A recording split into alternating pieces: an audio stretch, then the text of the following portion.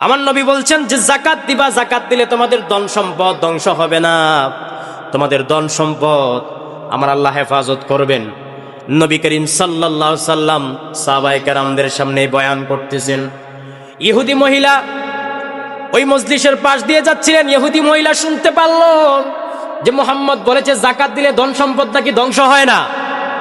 তো মুহাম্মদ, আমি আমার জীবনে দেখেছি মুহাম্মদ কি জীবনে কোনোদিন মিথ্যা বলতে শুনি নাই, মুহাম্মদ কোনোদিন মিথ্যা বলতে পারে না। ইহুদি মহিলা ঈমান আনে নাই। সেই ইহুদি থাকা অবস্থায় বাড়িতে গেল। বাড়িতে যেয়ে তার ধন সম্পদের যত জাকাত আছে সমস্ত জাকাত বের করলো। জাকাত বের করে সে আল্লাহর রাস্তায় জাকাতগুলো দিয়ে দিল। জোরে কোন সুবহানাল্লাহ। তো ইহুদি মহিলা আবার বিজনেসম্যান ছিল, সে ইম্পোর্ট এক্সপোর্টের ব্যবসা ছিল। মক্কা থেকে সিরিয়াতে সে মালামাল নিয়ে যেত, আবার সিরিয়া থেকে সে টাকাগুলো নিয়ে আসতো, লভ্যাংশ নিয়ে আসতো। এইভাবে মক্কা থেকে সিরিয়া শাম দেশে অনেকে তৎকালীন যুগে এক্সপোর্ট ইম্পোর্টের ব্যবসা করত। তো ওই মহিলা বিশাল ব্যবসায়িক ছিল। কোনো এক সফরে জাকাত দেওয়ার পরে, এই মহিলা জাকাত দেওয়ার পরে কোনো এক সফরে তার 100 উট মক্কা থেকে সিরিয়ায় গেল। জোরে কোন সুবহানাল্লাহ। 100 উটের বহর নিয়ে চলে গেল ব্যবসার উদ্দেশ্যে। তো সাথে আরো অনেক কাফেলা আছে। মক্কা থেকে মদিনা থেকে যখন কোনো কাফেলা বের হতো, সাথে অনেক কাফেলা বের হতো ব্যবসায়িক উদ্দেশ্যে।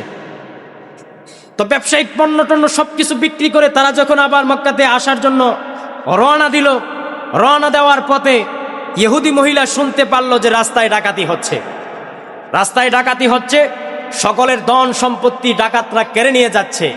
ইহুদি মহিলা এবার বসে বসে চিন্তা করতেছে, আমি জাকাত দিলাম, আমার এই বিশ্বাস আছে আমার সম্পত্তি যদি আজকে যদি ধ্বংস হয়ে যায়, ডাকাতে নিয়ে যায়, তাহলে মুহাম্মদ হচ্ছে মৃত্যু, মুহাম্মদের গলায় গামছা পেঁচাবো। জোরে কোন নাউজুবিল্লাহ। ইহুদি সে চিন্তা করতেছে, দেখবো মুহাম্মদ কতটুকু সত্যবাদী। মুহাম্মদ বলেছিল যে জাকাত দিলে নাকি আমার ধন সম্পদ আল্লাহ পাক রক্ষা করবে, তাহলে আমি দেখবো আমার সম্পত্তি ধ্বংস হয় কিনা।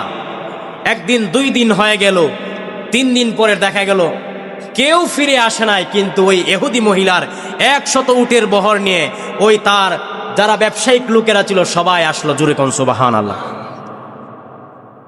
লোকেরা সবাই জিজ্ঞেস করলো, রাস্তায় সবাই ডাকাতের কবলে পড়লো, সবাইকে মেরে ফেললো, সমস্ত ধন সম্পত্তি নিয়ে গেল, কিন্তু তোমার এই 100 উট, তোমার এই যে যারা আছে, তোমার কাফেলায় যারা আছে, তোমার কর্মচারী কারো কিছু হলো না, তোমার উটেরও কিছু হলো না, তোমার ব্যবসার সম্পত্তিরও কিছু হলো না। কি জন্য? মহিলা বলল, আমি একদা মুহাম্মদের এক মজলিসের পাশ দিয়ে যাচ্ছিলাম, আর মুহাম্মদের একটা কথা আমার কানে আসছিল। মুহাম্মদ আমাকে বলেছিল, মুহাম্মদের কথাটা এমন ছিল যে যদি তুমি তোমার সম্পদের জাকাত যদি আল্লাহর রাস্তায় দিয়ে দাও, তাহলে আল্লাহ তোমার সম্পদ হেফাজত করবে, তোমার সম্পদ ধ্বংস হবে না। আমি মুহাম্মদের কথা শুনে আমি আমার ধন সম্পদের জাকাতগুলো দিয়ে দিয়েছিলাম। আর আমি যখন শুনলাম জাকাতের কবল, আমি যখন শুনলাম ডাকাতের কবলে আমার এই কাফেলা পড়ছে, আমার অন্তরে বিশ্বাস আসতো, আত্মবিশ্বাস ছিল, মুহাম্মদ যে কথা বলেছে, মুহাম্মদ যদি সত্য নবী হয়ে থাকে তাহলে আমার ধন সম্পদের একটুও কিছু হবে না। জোরে কোন সুবহানাল্লাহ। তো মুহাম্মদের কথাই সত্য হলো, জাকাত দিয়েছিলাম, এই জাকাত দেওয়ার কারণে আজকে আমার ধন সম্পদগুলো আল্লাহ হেফাজত করেছেন। জোরে কোন সুবহানাল্লাহ। তো কাফেলার লোকদের কাছে জানতে চাইলো যে তোমাদেরকে কেন ডাকাতরা কেন আক্রমণ করলো না? তখন তার এই যে যারা ছিল কর্মচারী যারা ছিল তারা বলল যে, ম্যাডাম, আমরা আসার পথে আমাদের যে কাফেলার যে প্রধান ছিল সবাই তো চলে গেছে অগ্রে, আর আমাদের এই 100 উটের যে প্রধান ছিল, প্রধান উটটা ছিল, সেই উটটা হুচট খেয়ে জমিনে পড়ে গেছে, তার পায়ে আঘাত পাইছে। জোরে কোন সুবহানাল্লাহ। আঘাত পেয়ে জমিনে বসে গেছে। আমরা 1 দিন 2 দিন চেষ্টা করলাম, চেষ্টা করার পরে সে আস্তে আস্তে যখন সুস্থ হলো, সুস্থ হওয়ার পরে আমরা 3 দিন পরে রওনা দিলাম। জোরে কোন সুবহানাল্লাহ। এই উটকে আঘাতপ্রাপ্ত করছেন যিনি, তিনি হচ্ছেন আমার আল্লাহ। কথা বলেন ঠিক কিনা? এই সম্পদ বাঁচানোর উদ্দেশ্য ছিল আমার আল্লাহর, যার জন্য যে কোনো একটা ত্রুটি দেখায়া এই কাফেলাটাকে পিছনে ফালাইয়া দিছিল, যার কারণে কাফেলা ওই কাফেলার সাথে যুক্ত হয় নাই, যার কারণে এই কাফেলার সব কিছু বেঁচে গেছে, এই কাফেলাকে ডাকাতরা ধরতে পারে নাই। জোরে কোন সুবহানাল্লাহ। এটা ছিল একমাত্র জাকাত দেওয়ার কারণে। কারণে, কথা বলেন ঠিক কিনা? ওই মহিলার সাথে সাথে বলল যে মুহাম্মদের কথা আমার বিশ্বাস হয়ে গেছে, সুতরাং মুহাম্মদ যে নিজেকে নবী দাবি করে সেটাও মিথ্যা হতে পারে না, সুতরাং মুহাম্মদকে নবী হিসেবে মানতে আমার আর কোনো বাধা রইল না। জোরে কোন সুবহানাল্লাহ। ওই মহিলার সাথে সাথে মুহাম্মদ সাল্লাল্লাহু আলাইহি ওয়াসাল্লামের কাছে আসলো। আয়েশা বললে, মুহাম্মদ তোমার কথা অনুযায়ী আমি আমার সম্পদের যাকাত দিয়েছিলাম, যাকাত দেওয়ার কারণে সম্পদ আমার আল্লাহ হেফাজত করেছেন, সুতরাং আর দেরি করব না, আমাকে পড়ায় দাও লা ইলাহা ইল্লাল্লাহু মুহাম্মাদুর রাসূলুল্লাহ। প্রিয় ভাইয়েরা আমার, এইভাবে অসংখ্য গণিত আয়াত এবং হাদিস আল্লাহ নাজিল করেছেন, রসুল বর্ণনা করেছেন যে জাকাত দিলে জাকাতের যে কি গুরুত্ব, জাকাতের যে কি ফজিলত, জাকাত দিলে যে সম্পদের পবিত্র হয়, পরিশুদ্ধ হয়, এই ব্যাপারে অসংখ্য আয়াত হাদিস আছে। এগুলো বললে সময় হবে না। হাদিসে কুদসিতে এসেছে, রসুল বললেন যে ক্বাল আল্লাহু তাআলা আনফিক ইয়া ইবনা আদম উনফিক আলাইকা, এ বনি আদম তুমি খরচ করো, আল্লাহর রাস্তায় খরচ করো, তাহলে আল্লাহর পক্ষ থেকে তোমাকে দান করা হবে। জোরে কোন সুবহানাল্লাহ। তুমি যদি আল্লাহর জন্য দান করো তাহলে আরশে আজিম থেকে আমার রব তোমার জন্য দান করবেন। জোরে কোন সুবহানাল্লাহ। প্রিয় ভাইয়ারা আমার, আল্লাহ এবং তার রসুল কি মিথ্যে বলতে পারেন? বলেন, আল্লাহ এবং তার রসুল কি মিথ্যা বলতে পারেন? তাহলে আল্লাহ রসুল বলছেন জাকাত দিলে তোমাদের সম্পত্তি পবিত্র হবে, তোমাদের সম্পত্তি পরিশুদ্ধ হবে, তোমাদের সম্পত্তি বৃদ্ধি করে দিবে। সুতরাং আজকে আমরা জাকাত দেই না, জাকাত না দিয়ে আমরা মনে করি আমাদের সম্পত্তি কমে যাবে। এটা হচ্ছে আমাদের সবচাইতে বড় মূর্খতা, সবচাইতে বড় ব্যর্থতা। কথা বলেন ঠিক কিনা? প্রিয় ভাইয়েরা আমার, আমরা তো আজকে জাকাতকে অনেকে ফরজে কেফায়া মনে করি, যে একজনে জাকাত দিলে মনে হয় সকলের জাকাত আদায় হয়ে যায়। কথা বলেন, আছে না নাই? সমাজে এমন অনেক বিত্তশীল আছে যাদের মাসে 5 লক্ষ টাকা ইনকাম আছে, 10 লক্ষ টাকা ইনকাম আছে, এরপরে তারা জাকাত দিতে চায় না। তারা মনে করে একজনে জাকাত দেয়, এই জাকাতেই মনে জাকাত আদায় হয়ে যায়। কথা বলেন, আছে না নাই? একটা কথা বলি, যদিও এটা আমি জানি না উনি আমাকে কোন অ্যাঙ্গেল থেকে বলেছিলেন, কোন দৃষ্টিতে বলেছিলেন। একজন এই এলাকার একজন ব্যক্তিকে আমি জিজ্ঞেস করেছিলাম যে জাকাতের খবর কি, জাকাত দিবেন না আপনি? আপনার তো মাশাআল্লাহ বিল্ডিং আছে, সব কিছু আছে, জাকাত দিবেন না? উনি আমাকে আনসার দিয়েছিলেন। আনসারটা শুনে আমি অবাক হয়ে গেছিলাম। উনি আমাকে বলছেন যে মামুন সাহেব জাকাত দেয় না। তো উনি ওনার সম্পত্তির জাকাত কি মামুন সাহেব দেয়? কথা বলে না। আপনার সম্পত্তির জাকাত কি আমি দিব? আমার সম্পত্তির জাকাত কি আপনি দিবেন? প্রত্যেকে যার যার সম্পত্তির জাকাত আপনাকেই দিতে হবে। মামুন সাহেব তো জাকাত, ওনার সম্পত্তির জাকাত উনি দেয়, উনি তো আমার সম্পত্তির জাকাতের দায়িত্ব তো নিবেন না, কারণ এটা ফরজ ইবাদত। ফরজ ইবাদত নামাজ রোজার মতো। আপনার নামাজ আমি পড়লে হবে? কথা বলেন, আপনার রোজা যদি আমি রাখি হবে? তো নামাজ রোজার মতো তো জাকাতটাও তো ফরজ ইবাদত। সুতরাং আমার ইবাদত আমাকে করতে হবে, আমার জাকাত আমাকে দিতে হবে, আপনার জাকাত আপনাকে দিতে হবে। এজন্য জাকাতটাকে ফরজে কেফায়া মনে করার কোনো সুযোগ নাই। প্রিয় ভাইয়েরা আমার, জাকাত হচ্ছে আল্লাহ পাকের পক্ষ থেকে একটা গুরুত্বপূর্ণ ইবাদত, একটা গুরুত্বপূর্ণ ফরজ, ইসলামের 3 নম্বর স্তম্ভ, ইসলামের 3 নম্বর ভিত্তি। অবশ্যই আপনাকে আপনার জাকাত আপনাকেই দিতে হবে। আপনার যদি ইনকাম থাকে, আপনার যদি ইনকাম থাকার পরে যদি আপনি জাকাত না দেন, আপনার যদি অনেক টাকা পয়সা থাকার পরেও যদি আপনি না দেন, তাহলে এইগুলো হাসরের ময়দানে আপনার বিরুদ্ধে দাঁড়িয়ে যাবে। কথা বলেন ঠিক কিনা? প্রিয় ভাইয়েরা আমার, দেখেন জাকাত না দিলে কি হয়। জাকাত না দিলে কি হয়? রব্বুল আলামিন বললেন, ওয়াল্লাযীনা ইয়াকনিজুনা আয-যাহাবা ওয়াল ফিদ্দাতা ওয়া লা ইউনফিকুনাহা ফী সাবিলিল্লাহি ফাবাশশিরহুম বিআযাবিন আলীম। রব্বুল আলামিন বললেন, ওয়াল্লাযীনা ইয়াকনিজুনা আয-যাহাবা ওয়াল ফিদ্দা, যারা স্বর্ণ রূপা সঞ্চয় করে রাখে, ওয়া লা ইউনফিকুনাহা ফী সাবিলিল্লাহ, আল্লাহর রাস্তায় যারা খরচ করতে চায় না। দেখবেন স্বর্ণরূপা অনেকের লকারের মধ্যে সুন্দরভাবে সাজানো গোছানো থাকে, আছে না নাই? আপনি মনে করছেন সাজিয়ে গুছিয়ে রাখবেন স্বর্ণরূপাগুলো, এই স্বর্ণরূপার জাকাত দিবেন না? আল্লাহ বলছেন এগুলো যখন তোমরা সঞ্চয় করে রাখবা, নগদ অর্থ যখন সঞ্চয় করে রাখবা, এগুলো থেকে খরচ করবা না। আল্লাহ বলছেন ফাবাশশিরহুম বিআযাবিন আলীম, ও নবী এদেরকে জাহান্নামের সুসংবাদ দেন, এদেরকে ভয়ঙ্কর কঠিন যন্ত্রণাদায়কের শাস্তির সুসংবাদ দেন। জোরে কোন নাউজুবিল্লাহ। রব্বুল আলামিন বলছেন ইয়াউমা ইউহমা আলাইহা ফি নারি জাহান্নাম ফাতুকওয়া বিহা জিবাহুহুম ওয়া জুনুবুহুম ওয়া যুহুরুহুম হাযা মা কানাসতুম লিআনফুসিকুম ফাযুকু মা কুনতুম তাকনিজুন। রব্বুল আলামিন বললেন, যারা সঞ্চয় করে রাখবা, সম্পত্তির যাকাত দিবা না, সেই দিন কিয়ামতের কঠিন মুসিবতের দিন ওইগুলোকে আমার আল্লাহ জাহান্নামে গরম করবেন। যেরকম নাউজুবিল্লাহ। আজকের স্বর্ণ রূপা ধন সম্পদ ব্যবসায়িক পণ্য যেগুলো আছে, যেগুলো যাকাত আপনি দিচ্ছেন না, আমার আল্লাহ বলছেন সব কিছু ওই দিন জাহান্নামের আগুনে পুরানো হবে, পুড়িয়ে আল্লাহ বলছেন ফাতুকওয়া বিহা জিবাহুহুম ওয়া জুনুবুহুম। আল্লাহ বলছেন সেই দিন ওইগুলোকে পুড়িয়ে, আগুনে পুড়িয়ে তাদের কপালে, তাদের পার্শ্ব দেশে, তাদের পৃষ্ঠ দেশে সবগুলোকে আল্লাহ পাক সেকা দিবে, আগুন দিয়ে দাগ দেওয়া হবে। জুরে কোন নাউজুবিল্লাহ। আর বলা হবে হাদা মা কানাস্তুম, আর বলা হবে এটা সেই মাল যেই মাল তুমি দুনিয়ার জমিনে সংরক্ষণ করে রাখছিলা, যেই মালের যাকাত দেও নাই, যেই মালকে পবিত্র করো নাই, যেই মালকে পরিশুদ্ধ করো নাই, অর্থাৎ ওই মালগুলো শুধু সঞ্চয় করছিলা, ওই মালের যাকাত দেও নাই।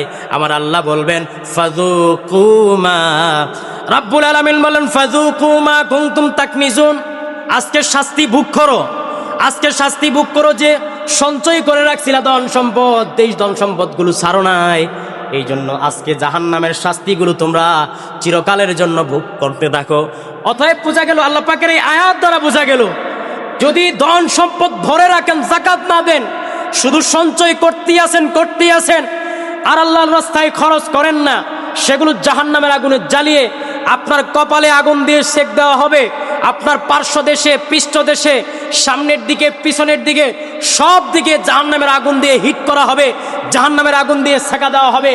আর আল্লাহর পক্ষ থেকে বলা হবে, ও জাহান্নামীরা, পাপিষ্ঠর দলেরা, দুনিয়ার থাকতে সম্পদ শুধু অর্জন করছিলা, সম্পদ শুধু সঞ্চয় করছো, আমি আল্লাহর রাস্তায় খরচ করো নাই, আজকে জাহান্নামের শাস্তি বুক করো, আর দেখো জাহান্নামের শাস্তিটা কেমন লাগে। জোরে কর নাউজুবিল্লাহ। এজন্য আমার ভাইয়েরা, যাদের সম্পদ আছে, যারা নেশাব পরিমাণ মালের মালিক হয়ে গেছেন, মনে রাখবেন অবশ্যই যাকাতগুলো দিয়ে দিবেন। নেশাব পরিমাণ মালের কথা বলতে গেলে অনেক সময়ের দরকার, সেদিকে আর যাব না। ইনশাল্লাহ আমরা সামনের জুমায় ইনশাল্লাহ আলোচনা করব। আল্লাহ পাক আমাদের যেটুকু আলোচনা করলাম, হ্যাঁ, আমাদের এই মসজিদে তো খতমে তারাবি হয়, আপনারা সবাই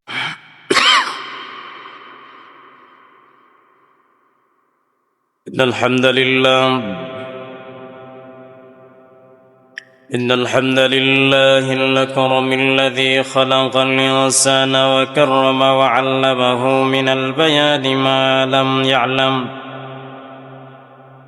فسبحان الذي لا يحصى امتنانه باللسان ولا بالقلم، ونشهد أن لا إله إلا الله وحده لا شريك له، ونشهد أن سيدنا وسندنا وحبيبنا وحبيب ربنا وطبيب قلوبنا ومولانا محمدا عبده ورسوله الذي أرسله بالحق بشيرا ونذيرا وداعيا إلى الله بإذنه وسراجا منيرا،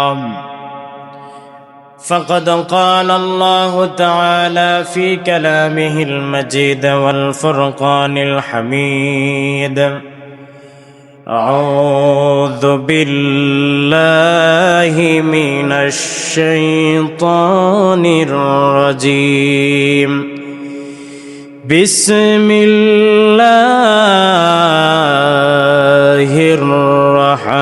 الرحمن الرحيم.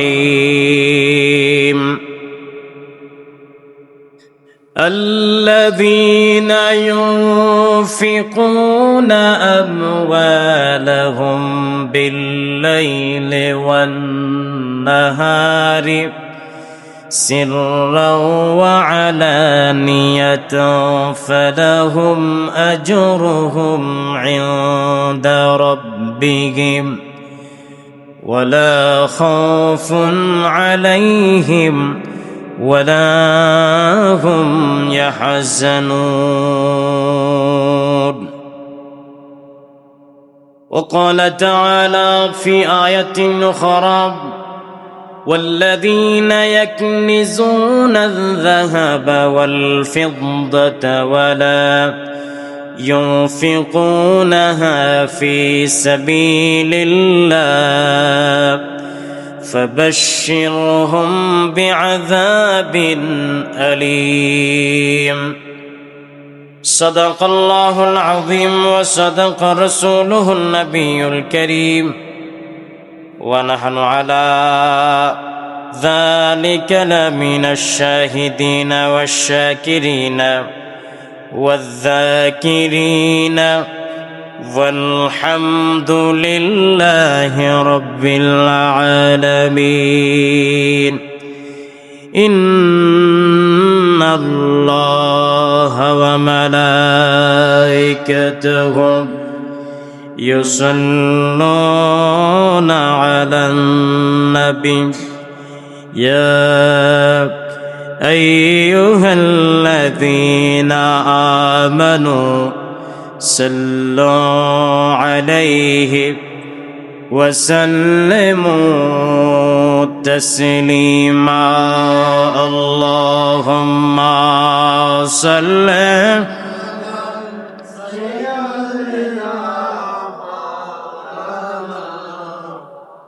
وعلى آل سيدنا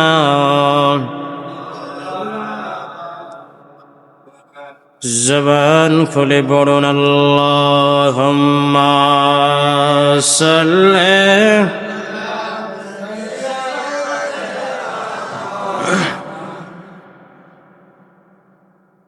وعلى آل سيدنا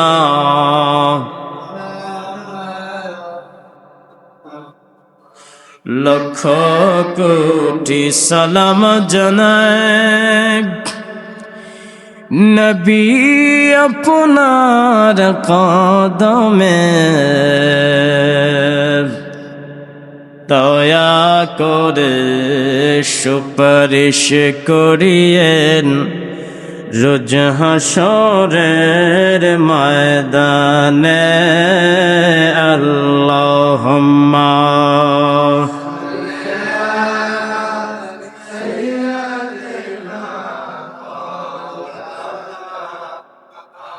وعلى آل سيدنا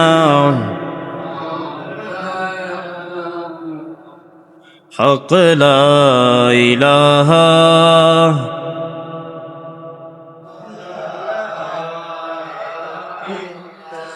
لا حق لا إله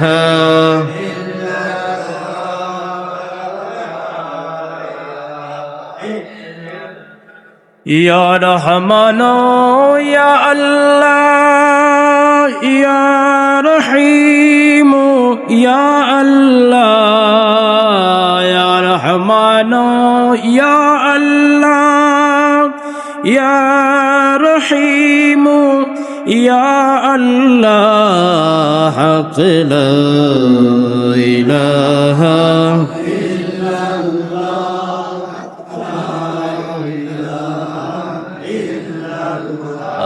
حق لا إله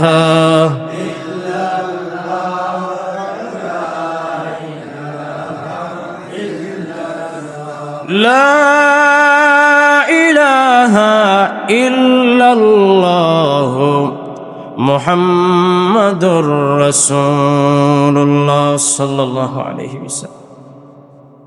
উপস্থিত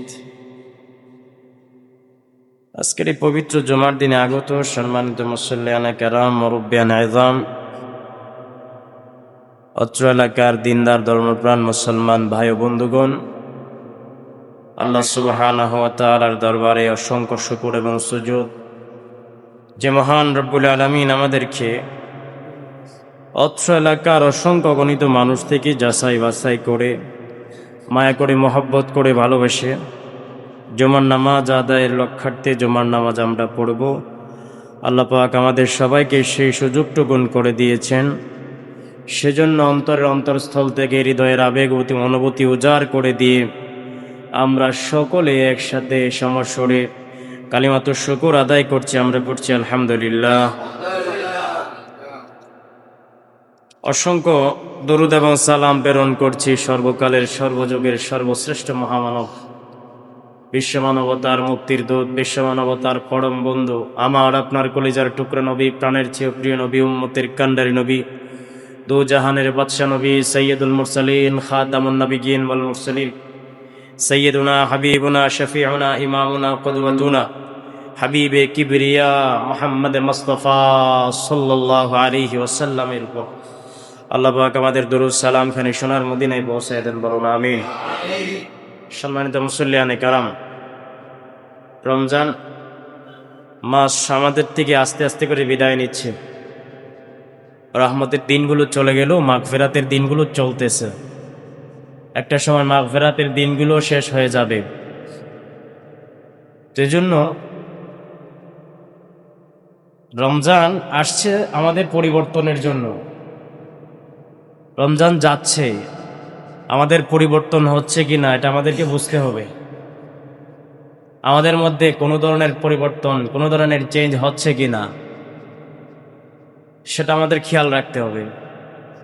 যদি পরিবর্তন না হয় তাহলে বাকি যেই দিনগুলো আছে, আশা করব এই দিনগুলোর ভিতরে আমরা নিজেদের পরিবর্তন আনার চেষ্টা করব ইনশাআল্লাহ। আর যাদের মনে করেন যে না আগের থেকে একটু ডেভেলপ হয়েছে আমলের দিক থেকে, আমরা আরো বেশি বেশি করে আমল করব ইনশাআল্লাহ। এখন আজকে আমরা একটা নির্দিষ্ট বিষয় নিয়ে আলোচনা করব ইনশাআল্লাহ। সেটা হচ্ছে রমজান মাস আমাদের কাছে একটা সবচাইতে অবহেলিত একটা ইবাদতের নাম হচ্ছে যাকাত। কথা বলেন ঠিক কিনা?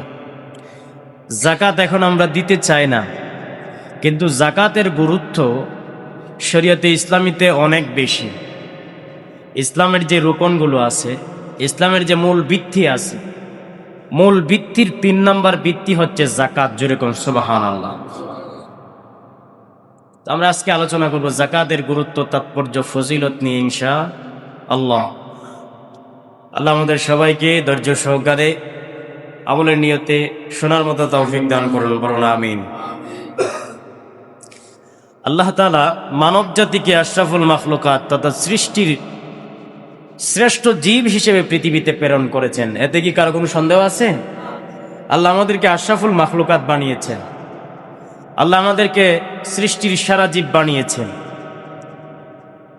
আল্লাহ সৃষ্টির সেরা জীব বানিয়ে আমাদের সার্বিক জীবন পরিচালনার জন্য ইসলামকে একমাত্র জীবন ব্যবস্থা হিসাবে আমাদের জন্য মনোনীত করলেন। যেরকম সুবহানাল্লাহ।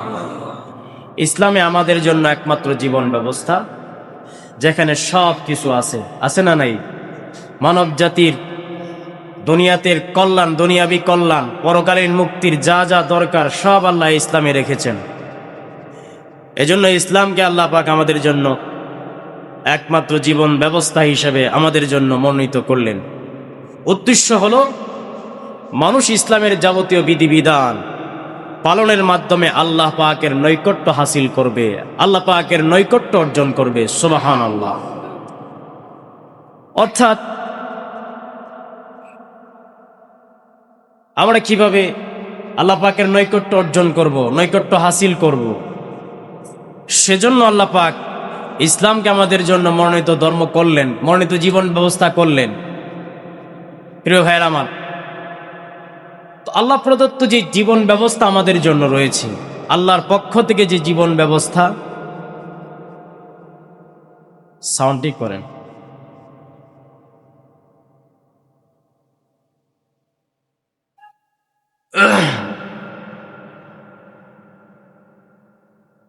আল্লাহ প্রদত্ত যে জীবন বিধান আল্লাহ পাক আমাদেরকে দিয়েছেন, সেটা 5টা স্তম্ভের উপরে দাঁড়িয়ে আছে। বলেন কয়টা স্তম্ভের উপরে? 5টা স্তম্ভের উপরে দাঁড়িয়ে আছে, যার মধ্যে অন্যতম হলো যাকাত। নামাজের পরেই যার অবস্থান, প্রয়োজনে বাইরে কমাই দেন, ভিতরে বাড়াই দেন। কোরআনুল কারীমের অধিকাংশ জায়গাতেই নামাজের পর যাকাতের আদায়ের নির্দেশটা আল্লাহ দিয়েছেন। যত জায়গায় আল্লাহ পাক নামাজের কথা আল্লাহ বলেছেন, এর ম্যাক্সিমাম জায়গায় আল্লাহ পাক নামাজের সাথে যাকাতের কথা বলেছেন। আকিমুস-সালাহ ওয়া আতুজ যাকাত। অতএব শরীয়তে ইসলামীতে যাকাতের গুরুত্ব অনেক অনেক বেশি, যা প্রত্যেকটা সামর্থ্যবান ব্যক্তিদের জন্য, সকলের জন্য আল্লাহ পাক অপরিহার্য, ওয়াজিব করে দিয়েছেন, ফরজ করে দিয়েছেন। জোরে কোন সুবহানাল্লাহ। তো আমরা আজকে কোরআন এবং সুন্নাহের আলোকে যাকাতের বিভিন্ন দিক নিয়ে আলোচনা করব ইনশাআল্লাহ। যাকাতের পরিচয় যদি জানি, আবিধানিক করতে যাকাত মানে হচ্ছে আত-তাহারা ওয়ান নুমা ওয়াল বারাকা ওয়াল মাদাহ। আরবি ডিকশনারিতে এই অর্থগুলোই রয়েছে। যাকাতের 1 নম্বর অর্থ হচ্ছে পবিত্রতা, ওয়ান নুমা ওয়াল বারাকা ওয়াল মাদাহ, ক্রমবৃদ্ধি, আধিক্য, প্রশংসা ইত্যাদি, এই সমস্ত অর্থে যাকাতটা ব্যবহৃত হয়েছে। পারিভাষিক অর্থে যাকাতটা শরীয়তে ইসলামীতে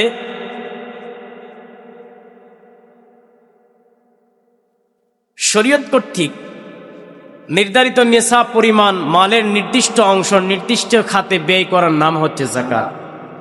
শরীয়তে ইসলামী যে নির্দিষ্ট একটা অংশ দিয়েছেন, ওই নির্দিষ্ট অংশটা নির্দিষ্ট খাতে ব্যয় করার নাম হচ্ছে যাকাত। কোরআন হাদিসের অনেক স্থানে যাকাতকে আল্লাহ পাক এবং তার রাসূল সাদাকা নামে অভিহিত করেছেন। যাকাতের অর্থ সাদাকা। বিভিন্ন জায়গায় যাকাতটাকে সাদাকা বলে আল্লাহ পাক সম্বোধন করেছেন। কোরআন আল কারীমের 8টি মাক্কি সূরায়, 22টি মাদানী সূরা, 30টি আয়াতে যাকাত শব্দটি উল্লেখিত হয়েছে। তন্মধ্যে 27টি আয়াতে আল্লাহ পাক একবারে নামাজের পরপরই যাকাতের কথাটা আল্লাহ বলেছেন। জোরে কোন সুবহানাল্লাহ। তো নামাজ রোজার নেই, যাকাতটা হচ্ছে সামর্থ্যবান ব্যক্তিদের জন্য আল্লাহ পাক ফরজ করেছেন। কারণ যাকাত সম্পদকে পবিত্র করে। যাকাত কি করে? সম্পদকে পবিত্র করে, পরিশুদ্ধ করে। সম্পদ পরিশুদ্ধ এবং পবিত্র করার একমাত্র মাধ্যম হলো যাকাত। জোরে কোন সুবহানাল্লাহ। এজন্য রাসূল বলেছেন, দাউ মারদাকুম বিসসাদাকা ওয়া হাসিনু আমালাকুম বিযাকাতি ওয়া আইদ্দু লিল বালাই আদ-দুআ। রাসূল বলেছেন, সাদাকার মাধ্যমে তোমরা তোমাদের রোগের চিকিৎসা করো। জোরে কোন সুবহানাল্লাহ। তাহলে রাসূলের কথা অনুযায়ী বোঝা গেল, কেউ যখন সাদাকা দিবে, সাদাকা করলে আল্লাহ পাক তাকে রোগ থেকে মুক্ত করবেন। জোরে কোন সুবহানাল্লাহ। 2 নম্বর হচ্ছে ওয়া হাসিনু আমালাকুম বিযাকাতি। রাসূল বলছেন, তোমরা যাকাত আদায়ের মাধ্যমে তোমাদের সম্পদকে পরিশুদ্ধ করো। জোরে কোন সুবহানাল্লাহ। ওয়া আইদ্দু লিল বালাই আদ-দুআ। রাসূল বলেছেন, দোয়ার মাধ্যমে বালা মুসিবত থেকে বাঁচার প্রস্তুতি গ্রহণ করো। হাদিসে তিনটা নির্দেশ রাসূলুল্লাহ দিয়েছেন। 1 নম্বর হচ্ছে, যদি কেউ অসুস্থতা থেকে মুক্তি পেতে চাও তাহলে সাদাকা করো, দান করো। 2 নম্বর হচ্ছে, কেউ যদি তোমার যদি সম্পদ পরিশুদ্ধ, সম্পদ পবিত্র করতে চাও তাহলে যাকাতের মাধ্যমে পবিত্র করো। রাসূল বলছেন, তুমি যদি বালা মুসিবত থেকে বাঁচতে চাও তাহলে দোয়ার মাধ্যমে আল্লাহর কাছে দোয়া করো। আল্লাহ পাকের কাছে দোয়া করলে আল্লাহ পাক তোমাকে বালা মুসিবত থেকে উদ্ধার করবেন। জোরে কোন সুবহানাল্লাহ। অন্য এক হাদিসে রাসূল বলেছেন, ইন্না সাদাকা লা তুতফিউ গাদাবের রাব্বি। রাসূল বলেছেন, যাকাতটা হচ্ছে এমন একটা ইবাদত, যেই যাকাত দিলে রব তার বান্দার উপরে সন্তুষ্ট হয়ে যায়। জোরে কোন সুবহানাল্লাহ। যাকাত দিলে রব তার বান্দার উপরে রাগ কমিয়ে দেয়। কোনো বান্দার সাথে রব যখন রাগান্বিত হয়ে যায়, তখন আমার রাসূল বলেছেন যে তুমি যাকাত দাও, যাকাত দিলে তোমার রব তোমার উপর রাগ কমিয়ে তোমার উপর সন্তুষ্ট হয়ে যাবে। জোরে কোন সুবহানাল্লাহ। প্রিয় ভাইরা আমার, সরকার যেমন দেখেন বাৎসরিক একটা ট্যাক্স, একটা আয় কর আমাদের কাছ থেকে আদায় করে কি করে না, ঠিক তেমনি আমার আপনাদের উপার্জিত উৎপন্ন দ্রব্য দেখেও আল্লাহ তাআলার নির্ধারিত অংশ তথা যাকাত প্রদান করতে হবে, এটা আল্লাহ পাকের নির্দেশ। সরকারকে যেমন বাৎসরিক ট্যাক্স দেন কি দেন না, সবাই দেন। তো আল্লাহ পাক বলছেন যে তুমি সরকারকে যেভাবে ট্যাক্স দাও, আয়কর দাও, ঠিক তদ্রূপভাবে তোমার সম্পদ থেকে একটা অংশ আমি আল্লাহর নির্ধারিত অংশ তথা সেটা হচ্ছে জাকাত তোমাদেরকে প্রদান করতেই হবে। অর্থাৎ সরকারের ট্যাক্স ফাঁকি দেওয়ার কারণে যেমন সাময়িকভাবে শাস্তির সম্মুখীন হতে হয়, আমার আল্লাহ বললেন ঠিক আল্লাহ পাকের এই ট্যাক্স, আল্লাহ পাকের এই যে আয়কর, যেটা প্রত্যেকটা সামর্থ্যবান ব্যক্তিদের সম্পদে আল্লাহ পাক ঢুকায় রাখছেন, সেটা হচ্ছে জাকাত। এই জাকাত না দিলেও, জাকাত প্রদান না করলেও দুনিয়া এবং পরলৌকিক উভয় জগতে আপনাকে শাস্তির সম্মুখীন হতে হবে। প্রিয় ভাইয়েরা আমার, এজন্য জাকাত অবশ্যই আপনাকে আদায় করতে হবে। এটা কার নির্দেশ বলেন? আল্লাহর নির্দেশ। জাকাত এটা আবার অনেকে মনে করে যে জাকাত যারা নেয়, জাকাত যারা দেয়, এটা মনে করে যে এটা দয়া করেন। জি না, এটা দয়া না, ইহসান না। জাকাত হচ্ছে এটা হকদারের প্রতি আপনি কোনো ধরনের অনুগ্রহ নয়, বরং এটা হচ্ছে তার প্রাপ্য অংশটা তাকে বুঝিয়ে দেওয়া। কথা বলেন ঠিক কি না? আপনার অংশে গরিবের হক আছে না নাই? প্রত্যেকটা সামর্থ্যবান ব্যক্তিদের সম্পত্তিতে, প্রত্যেকটা সামর্থ্যবান ব্যক্তিতে মালের মধ্যে আল্লাহ বলেছেন গরিবের হক আমি আল্লাহ রেখে দিয়েছি। জোরে কোন সুবহানাল্লাহ। সুতরাং তুমি যখন জাকাত দিবা, জাকাতটাকে অনুগ্রহ মনে করবা না। তুমি ভাবছো যে তুমি জাকাত দিচ্ছ, গরিবের প্রতি তুমি ইহসান করতেছো, অনুগ্রহ করতেছো। আল্লাহ বলেছেন বিষয়টা এমন নয়, বরং তুমি মনে করো তোমার সম্পত্তিতে যে গরিবের হক রয়েছে, হকটা তুমি আদায় করলা। জোরে কোন সুবহানাল্লাহ। পড়ে ভাইয়েরা আমার,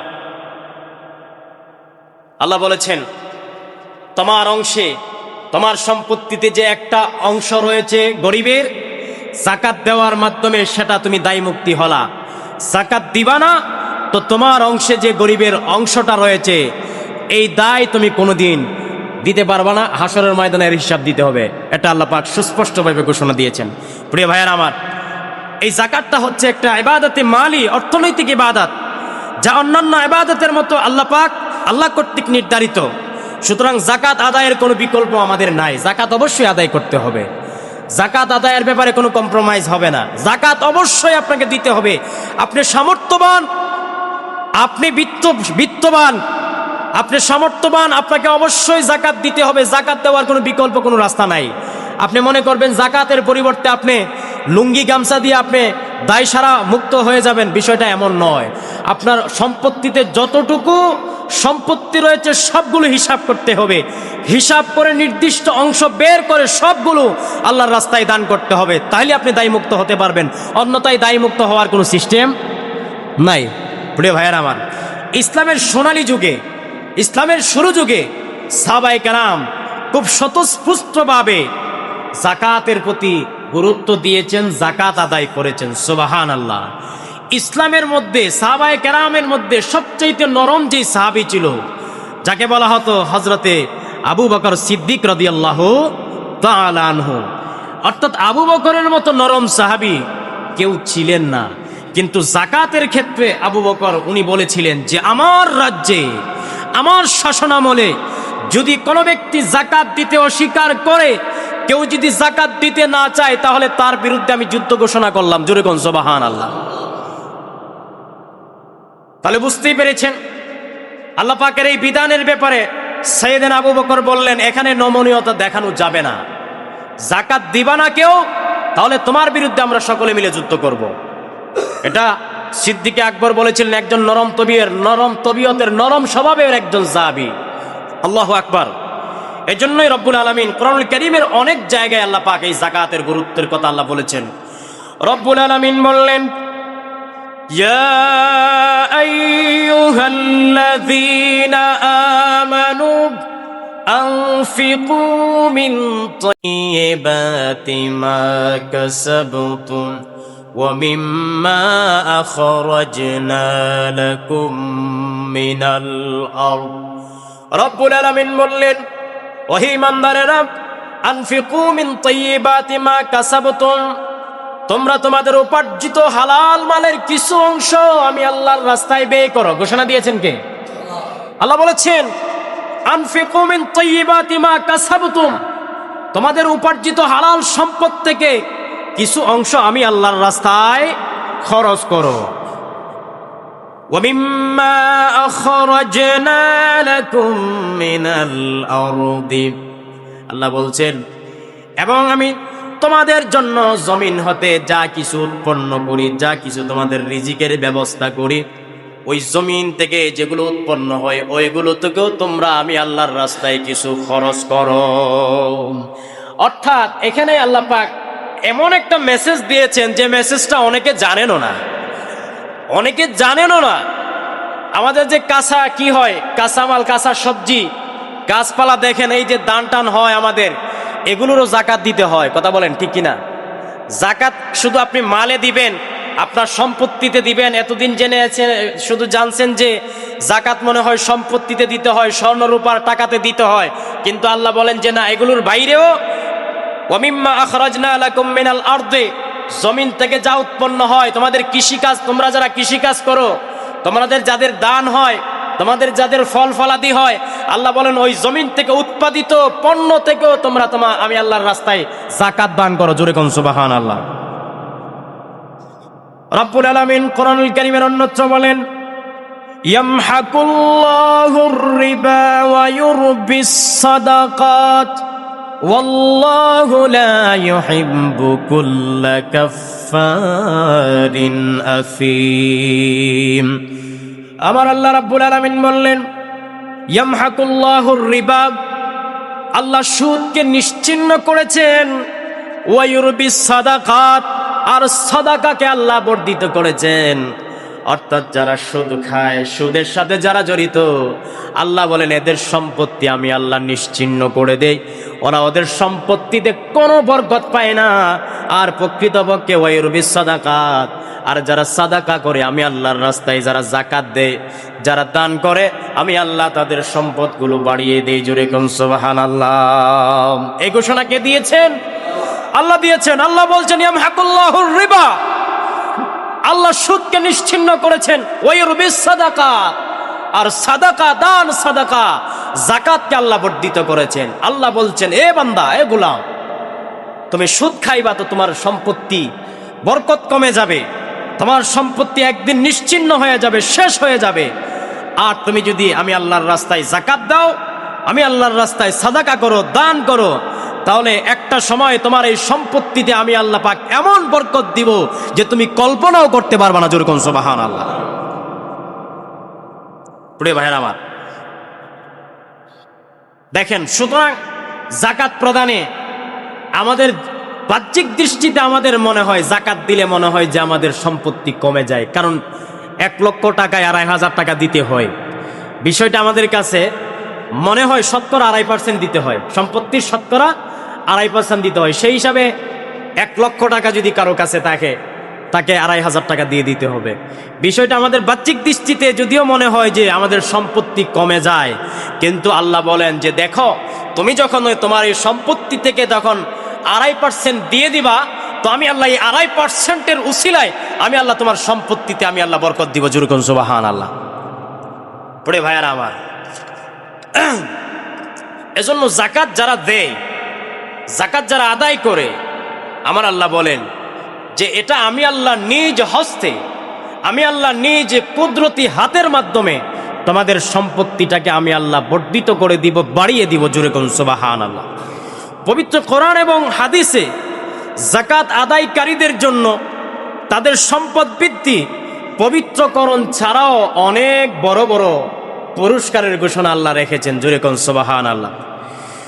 রব্বুল আলামিন বলছেন ওয়াল মুকিমিনাস সালাতা ওয়াল মুতুনাজ যাকাতা ওয়াল মুমিনুনা বিল্লাহি ওয়াল ইয়াউমিল আখির উলাইকা সানুতিহিম আজরান আযীমা। রব্বুল আলামিন বলেন ওয়াল মুকিমিনাস সালাত, যারা সালাত, যারা নামাজ প্রতিষ্ঠা করে, নামাজ প্রতিষ্ঠাকারী, ওয়াল মুতুনাজ যাকাত, যাকাত প্রদানকারী হবে। আল্লাহ বলেন ওয়াল মুমিনুনা বিল্লাহি ওয়াল ইয়াউমিল আখির, এবং কিয়ামত দিবস এবং পরকালে যারা বিশ্বাসী হবে, উলাইকা সানুতিহিম আজরান আযীমা, আল্লাহ বলেন এদেরকে আমি আল্লাহ অচিরে মহা পুরস্কার দিয়ে এদেরকে পুরস্কৃত করব। জোরে কোন সুবহানাল্লাহ। আল্লাহ বলছেন যারা যাকাত দিবে, যারা নামাজ প্রতিষ্ঠা করবে এবং যারা কিয়ামত দিবসের উপরে পরকালের উপরে যারা বিশ্বাস রাখবে, আল্লাহ বলছেন উলাইকা সানুতিহিম আজরান আযীমা, আল্লাহ বলছেন এদেরকে আমি আল্লাহ রাব্বুল আলামিন অচিরেই এমন পুরস্কার দিব, মহান পুরস্কার দিয়ে এদেরকে আমি পুরস্কৃত করব। জোরে কোন সুবহানাল্লাহ। আল্লাহ রাব্বুল আলামিন এইভাবে কোরআনুল কারীমের অনেক আয়াতে বলেছেন ওয়ামা আতাইতুম মিন যাকাতিন তুরিদুনা ওয়াজহাল্লাহ ফাউলাইকা হুমুল মুযঈফুন। রব্বুল আলামিন বলছেন তোমরা যারা যাকাত দাও, যাকাত দেওয়ার সময় যদি আল্লাহর সন্তুষ্টি কামনা করো, আল্লাহ বলছেন ফাউলাইকা হুমুল মুযঈফুন, তাহলে তোমরা অবশ্যই দ্বিগুণ প্রাপ্ত হবা। অর্থাৎ তোমাদের যে আমি তোমাদেরকে যে পুরস্কার দিব এটা আমি তোমাদেরকে দ্বিগুণ করে দিব। জোরে কোন সুবহানাল্লাহ। অন্যত্র এসেছে ওয়ামা আনফাকতুম মিন শাইইন ফাহুয়া ইউখলিফুহু ওয়া হুয়া খায়রুর রাযিকিন। আর তোমরা যারা ব্যয় করবে আল্লাহ তার প্রতিদান অবশ্যই তোমাদেরকে দান করবেন। আল্লাহু খায়রুর রাযিকিন, আর আল্লাহ হচ্ছেন উত্তম রিজিক দাতা। কথা বলেন আল্লাহ কি উত্তম রিজিক দাতা। পৃথিবীতে আমাদেরকে রিজিক দেন কে? কথা বলেন আমাদেরকে রিজিক দেন কে? আল্লাহর চাইতে পৃথিবীতে উত্তম রিজিক দাতা আর কেউ আছে? আল্লাহ বলেছেন যাকাত দিবা, তো যাকাত দিলে তোমার জন্য আমি আল্লাহ পাক উত্তম রিজিকের ব্যবস্থা করে দিব। জোরে কোন সুবহানাল্লাহ। রব্বুল আলামিন অন্যত্র বলছেন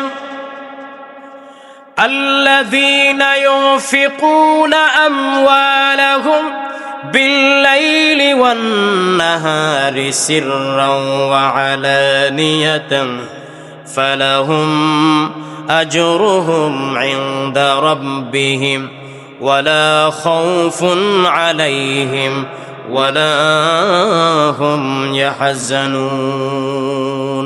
আমিন বলছেন আল্লাযীনা ইউনফিকুনা আমওয়ালাহুম বিল্লাইলি ওয়ান নাহার, যারা রাতে এবং দিনে সিররা ওয়া আলানিয়া গোপনে এবং প্রকাশ্যে নিজেদের ধন সম্পদগুলো আল্লাহর রাস্তায় ব্যয় করে, ফালাহুম আজরুহুম ইনদা রাব্বিহিম, তাদের জন্য তাদের রবের কাছে রয়েছে মহান পুরস্কার। ওয়ালা খাউফুন আলাইহিম ওয়ালা হুম ইয়াহজানুন। আল্লাহ বলেছেন এদের কোনো ভয় নাই, এদের কোনো চিন্তাও নাই। সুবহানাল্লাহ। ময়দানে মাহশারে এদের কোনো ভয় করার দরকার নাই। ময়দানে মাহশারে ওরা চিন্তিত হবে না, ওরা ভয় পাবে না। ওদেরকে আমি আল্লাহ নিজের দয়ায় নিজের ক্ষমতা বলে এদেরকে আমি আল্লাহ জান্নাতের মালিক বানায় দিব। জোরে কোন সুবহানাল্লাহ। রব্বুল আলামিন বলছেন অন্যত্র বলছেন ওয়ামা তুনফিকুনা ইল্লা ইবতিগাআ ওয়াজহিল্লাহি ওয়ামা তুনফিকু মিন খায়রিন ইউওয়াফি ইলাইকুম ওয়া আনতুম লা তুযলামুন। তোমরা উত্তম সম্পদ হতে যা ব্যয় করবে একমাত্র আল্লাহ এবং তার আল্লাহর রাজি খুশির জন্য। আল্লাহ বলছেন ব্যয় করবা, ব্যয় করার পাশাপাশি আমি আল্লাহ তোমাদেরকে সম্পদ ব্যয় করার জন্য তোমাদেরকে এই সম্পদের উত্তম প্রতিদান আমি আল্লাহ দিয়ে দিব। জোরে কোন সুবহানাল্লাহ। এই সম্পদের প্রতিদান তোমরা দুনিয়াতেও পাবা। দুনিয়াতে কিভাবে পাবা? দুনিয়াতে আমি আল্লাহ তোমাদের ধন সম্পদ বৃদ্ধি করে দিব, তোমরা কল্পনা করতে পারবা না। আর পরকালে তো আছে ওয়ালা খাউফুন আলাইহিম ওয়ালা হুম ইয়াহজানুন। যাকাত দিবা, যাকাত দিলে তোমাদের কোনো ভয় থাকবে না, তোমাদের কোনো চিন্তা থাকবে না। সেই দিন হাসরের ময়দানে আমি আল্লাহ তোমাদের জন্য হয়ে যাব, আমি আল্লাহ তোমাদের ওলি হয়ে যাব, আমি আল্লাহ তোমাদের জন্য সাহায্যকারী হয়ে যাব, আমি আল্লাহ তোমাদের জন্য উত্তম সাহায্যকারী, তোমাদেরকে জান্নাত পর্যন্ত পৌঁছে দেওয়ার দায়িত্ব আমি আল্লাহ নিজেই নিয়ে নিব। জোরে কোন সুবহানাল্লাহ। প্রিয় ভাইয়েরা আমার, যাকাত দিলে দুনিয়ার ধন সম্পদ ধ্বংস হয় না। দুনিয়ার ধন সম্পদ অনেক সময় বিপদ থেকে বেঁচে যায়। এটার একটা উদাহরণ আমি দিচ্ছি। এক ইহুদি মহিলা রাসূল করিম সাল্লাল্লাহু আলাইহি ওয়াসাল্লাম সাহাবায়ে কেরামদেরকে নিয়ে বয়ান করতেছেন, জাকাতের ফজিলতের কথা বলতেছেন, জাকাতের গুরুত্বের কথা বলতেছেন।